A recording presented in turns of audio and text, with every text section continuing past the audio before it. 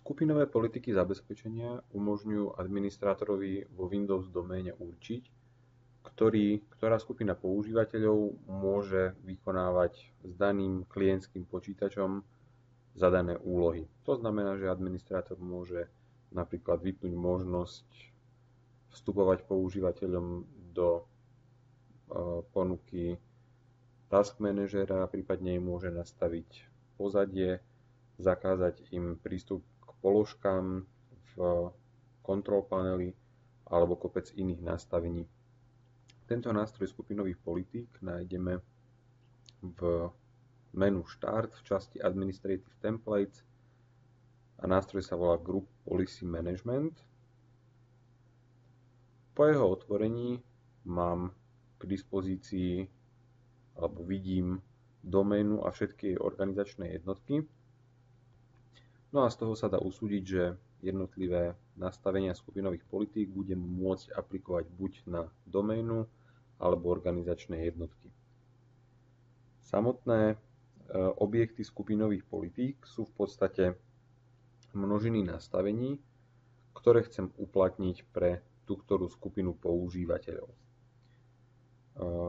Objekty skupinových politík si vytváram v časti Group Policy Objects kliknutím pravým tlačidlom možnosťou New a môžem skúsiť si nazvať politiku politika pre študentov. Po vytvorení takéto politiky môžem kliknúť pravým a kliknem na položku Edit. Všetky nastavenia, ktoré budeme vykonávať v časti User Configuration. Tieto nastavenia sa potom načítajú vždy, keď sa prihlási daný používateľ z danej organizačnej jednotky alebo z domény. Nastavenia User Configuration sa aplikujú po prihlásení používateľa, nastavenia Computer Configuration sa aplikujú vždy po zapnutí daného počítača. Ja teda prejdem do položky User Configuration, no a rozkliknem si prvú možnosť Policies. Väčšina zaujímavých nastavení sa nastavuje v časti Administrative Templates.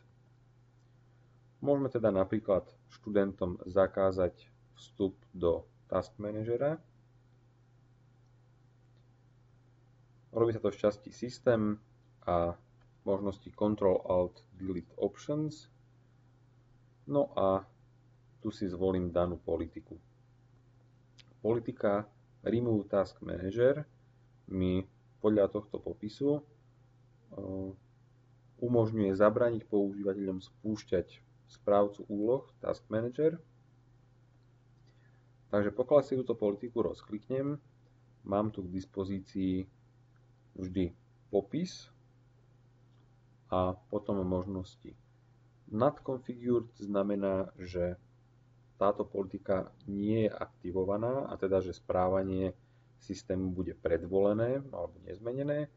V prípade, že túto politiku zapnem, tak enabled znamená, že ja zapnem odstránenie Task Managera z používateľského počítača. Kliknem teda na OK, zavriem túto politiku, môžem si ešte prípadne skontrolovať, či je naozaj zapnutá. No a ešte túto politiku musím prilinkovať k študentom. Môžem to spraviť systémom drag and drop, potiahnutím danej politiky na organizačnú jednotku študenti.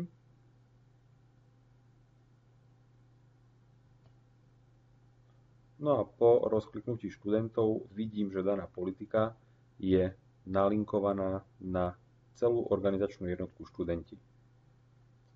Teraz platí to, že okrem organizačnej jednotky študenti je táto politika nalinkovaná aj na všetkých jej potomkov, to znamená aj na ročník 1, ročník 2, ročník 3 a ročník 4. Ak si to chcem overiť, môžem si kliknúť na danú organizačnú jednotku a vidím, že je na ňu aplikovaná politika pre študentov. Na ročník 1 síce nie je aplikovaná žiadna politika priamo, ale v druhej záložke Group Policy Inheritance vidím, že politika pre študentov je aplikovaná aj na organizačnú jednotku ročník 1. Znamená to to, že aplikácia jednotlivých objektov skupinových politík sa dedí. Z domény sa dedí na organizačné jednotky a z organizačných jednotiek sa dedí na ďalšie dcérske organizačné jednotky. Teraz mám túto politiku nalinkovanú. Môžem sa teda pozrieť do zoznamu študentov. Vidím, že tu mám študenta Filip Kováč, Jozef Mach a Peter Veľký. Môžem sa teda skúsiť prihlásiť daným používateľským účtom. Treba si uvedomiť, že skupinové politiky sa aktualizujú raz za 4 hodiny a preto musím túto aktualizáciu teraz vynútiť, aby som videl aplikované zmeny. Skúsim sa teda odhlásiť.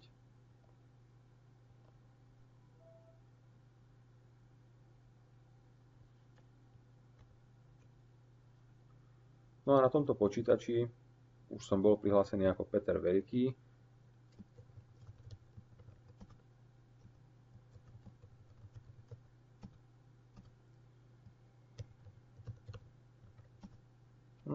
Zabudol som heslo.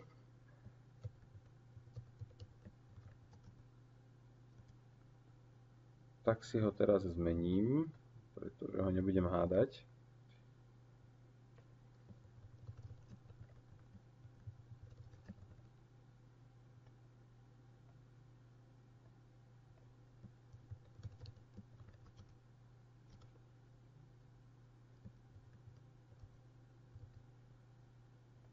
Tak ešte raz.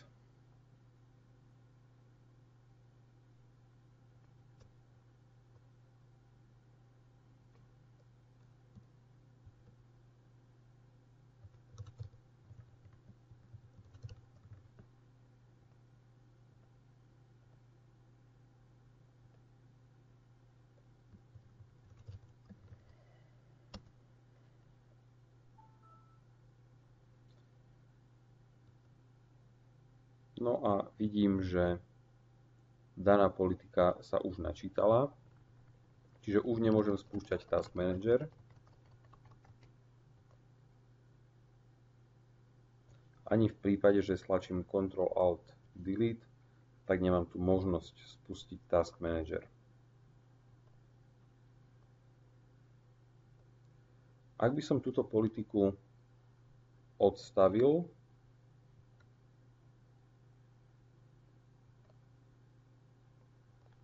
tak už by som Task Manager spúšťať mohol. Teraz vidíme, že sa to ešte nič nestalo, pretože ako som povedal, politiky sa aktualizujú každé 4 hodiny. Môžem to ale spraviť ručne.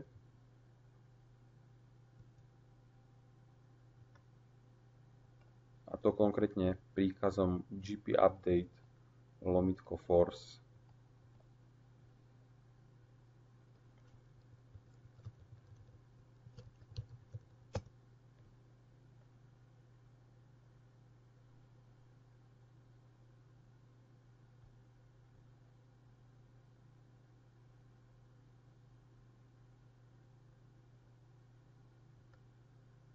Teraz už Task Manager prístupný mám. Takýchto politík môžeme aplikovať alebo môžeme zaradiť do jedného skupinového objektu niekoľko. Mohol by som napríklad vytvoriť ďalšie politiky, kde by som zakázal používateľom prístup napríklad do control panelu. Čiže môžem úplne zakázať prístup do ovládacích panelov používateľom. Môžem napríklad v časti Start Menu and Taskbar môžem pridať položku run do ponuky štart, ktorá tam momentálne teraz nie je.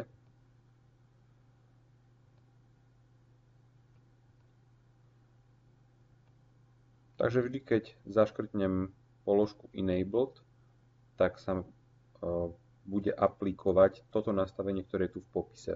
Takže keď zaškrtnem enabled na add the run command to the start menu, znamená to, že zapnem pridanie položky run do start menu.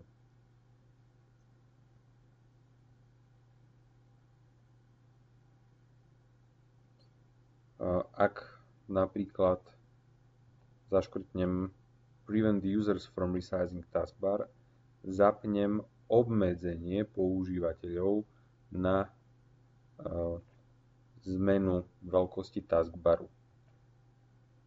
Takže momentálne mám v tomto objekte nastavených niekoľko politík. Môžem si ich pozrieť po kliknutí na daný objekt skupinových politík, či už tu, kde je nalinkovaný, alebo tu dole, kde je zoznam všetkých objektov skupinových politík.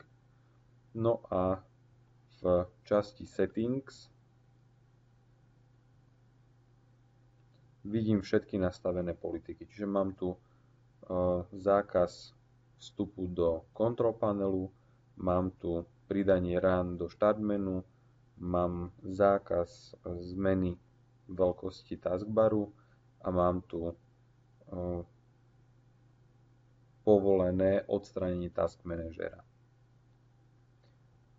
Ak teda kliknem alebo spustím príkaz gp update _ force,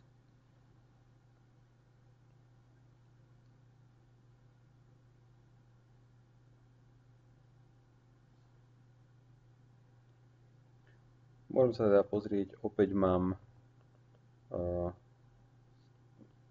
zakázanú možnosť štartovať task manager, mám tu napríklad položku run, ktorá tam predtým nebola, v inom profile to tu nie je a mám tu možnosť, teda nevidím tu možnosť control panelu, dokonca aj keď napíšem control panel a snažím sa ho spustiť, tak mi počítač vyhlási chybu.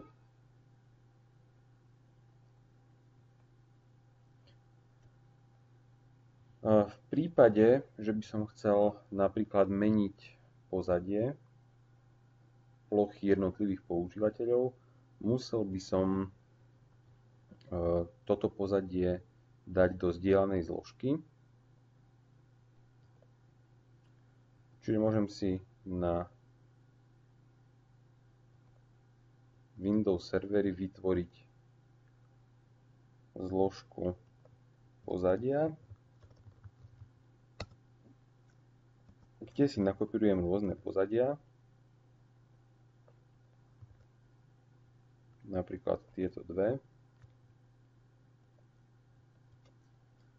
No a danú zložku dám vyzdieľať so všetkými ľuďmi v doméne.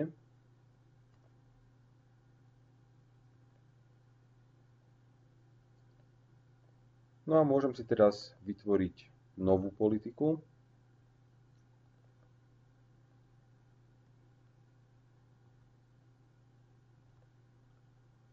Ktorú aplikujem na doménu. My už sme si ukazovali spôsob, ako vieme vytvárať politiky cez Group Policy Objects. Môžem ale priamo vytvoriť politiku na organizačnej jednotke alebo na doméne pravým kliknutím a výberom možnosti Create GPO in this domain and link it here. Čiže dám tu, zvolím možnosť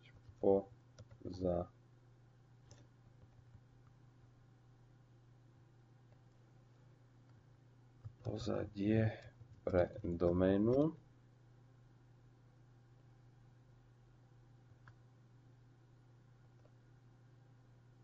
No a idem zmeniť pozadie všetkých počítačov v doméne. Kliknem teda na Policies, Administrative Templates, Desktop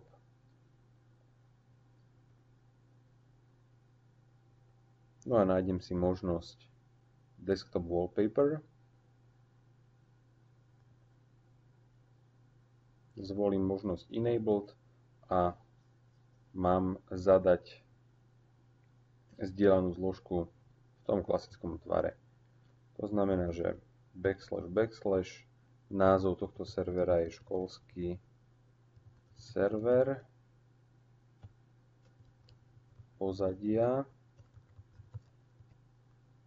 No a mám tam priečinok, ktorý sa volá, súbor, ktorý sa volá 01.jpg.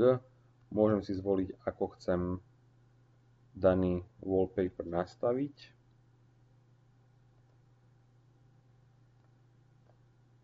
No a zvolím OK.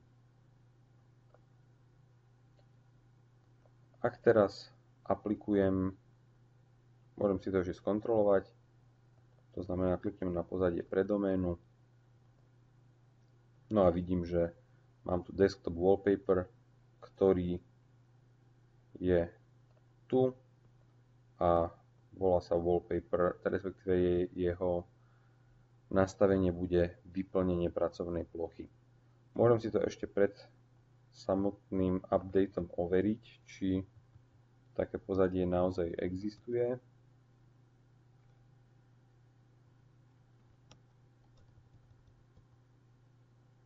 Také pozadie neexistuje, je to pozadie, ktoré sa volá wood.jpg, takže som sa pomýlil, idem to opraviť. Policies, Administrative Templates, Desktop Wallpaper, takže wood.jpg, ešte raz si to teda skontrolujem. Fajn, čiže takéto pozadie existuje, no a môžeme si vyskúšať danú politiku.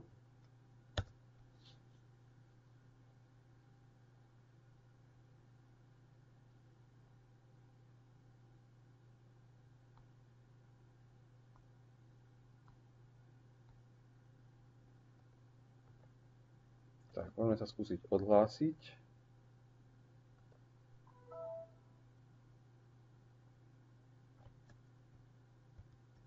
A znova prihlásiť.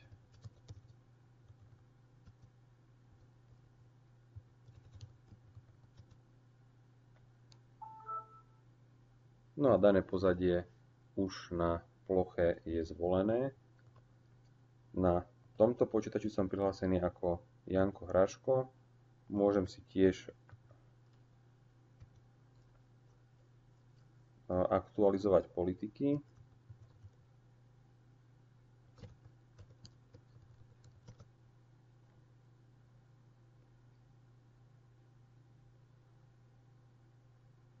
No a keďže Janko Hraško sa nachádza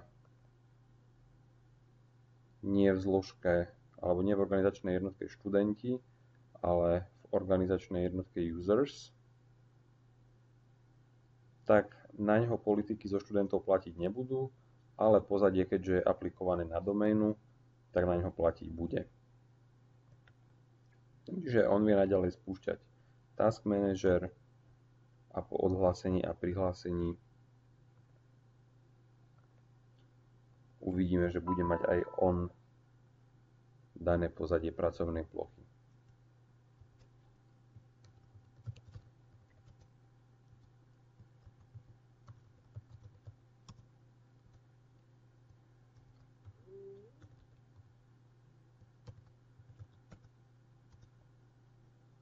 Tak ani na Janka Hraška nevieme heslo.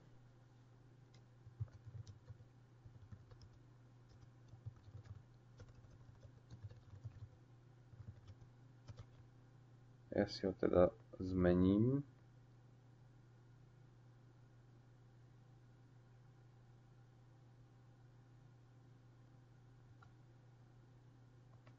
Reset password.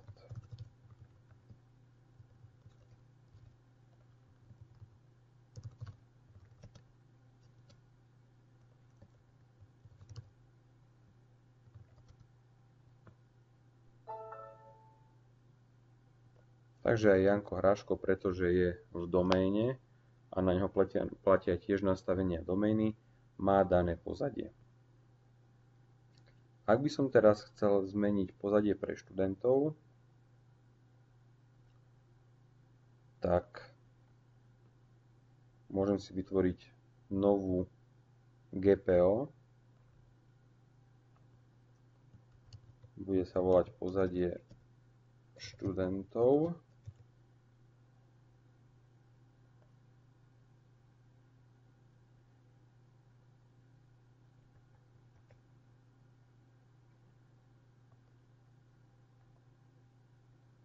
Tak ešte raz.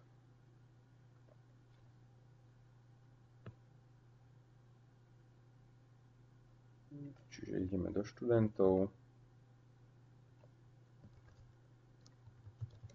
Pozadie pre študentov.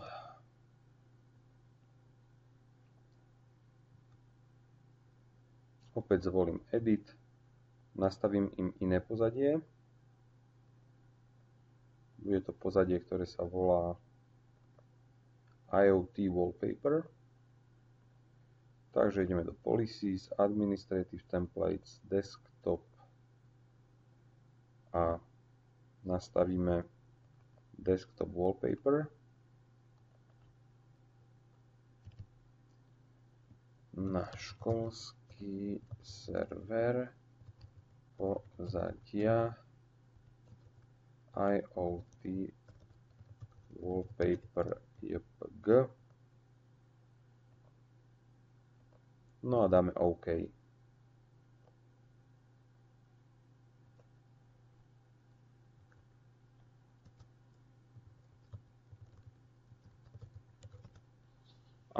Updateovanie skupinových politík na Janka Hráška nebude mať žiaden efekt, pretože momentálne som zmenil politiku pozadia pre študentov len pre účty v organizačnej jednotke študenti.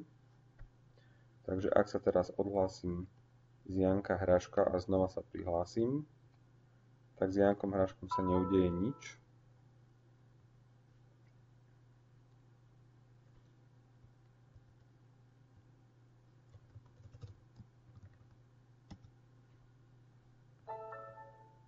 Čiže Janko Hráško má rovnaké pozadie. Ak updateujem skupinové politiky na Petrovi Veľkom,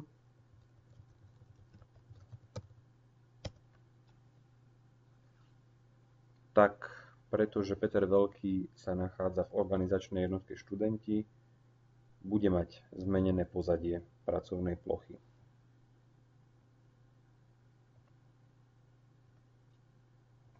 Čiže ak sa odhlásim a znova prihlásim, tak Peter Veľký má zmenené pozadie pracovnej plochy. To znamená, že v rámci dedenia sa síce zdedilo aj pozadie pre doménu, ale zdedilo sa aj pozadie pre študentov. Ak sa dve politiky navzájom bijú, tak vyhráva tá, ktorá je hlbšie. To znamená, vyhráva politika, ktorá je na organizačnej jednotke. Ak by som chcel zakázať dedenie skupinových politík, mám na to možnosti. Mám možnosť zvoliť si na organizačnej jednotke voľbu Block Inheritance a v tom prípade už sa v tejto organizačnej jednotke ročník 1 nebudú dediť žiadne nadradené politiky, čo si aj môžeme overiť. Takže v Group Policy Inheritance už nevidím nič. Pri študentoch sa zdedili alebo sú aplikované jednak politiky, ktoré sú priamo prilinkované na študentoch a takisto tie, ktoré sú zdedené zo škola.sk, teda z domény. Na ročník 2 platí to isté, ale pretože na organizačnej jednotke ročník 1 sme zrušili dedenie, tak tam už politiky neplatia a sem môžeme nalinkovať úplne nové politiky.